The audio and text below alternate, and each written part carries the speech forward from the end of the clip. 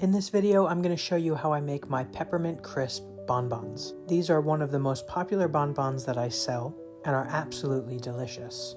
We start with green colored cocoa butter.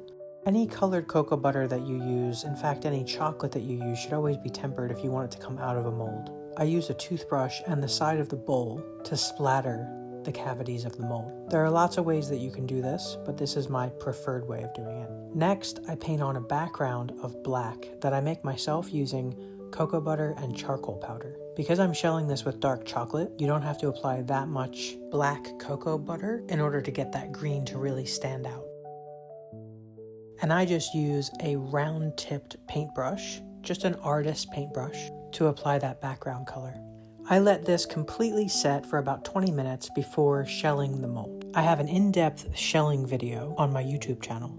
The link is in the description below. When chocolate is tempered, it shrinks and contracts away from the mold, which is what makes it so easy to just take a shell out. You shouldn't need to force it. If you do, the shell might be too thin, or you may have made a mistake in your tempering. Now we begin the internal layers, starting with a chocolate caramel ganache.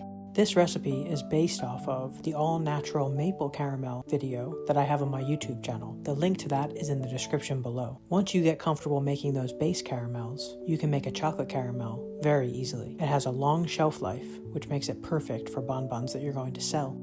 After the chocolate caramel has set, I add in a crispy white chocolate peppermint disc, and this pops with vanilla and peppermint flavor. It also adds a beautiful contrast and color to the internal layers. Not just the external is designed, but the internal is designed as well. Once that layer has set, I apply a thin chocolate cap to the back, and that completes the bonbon. If you found this video helpful, give it a like and subscribe for more just like it.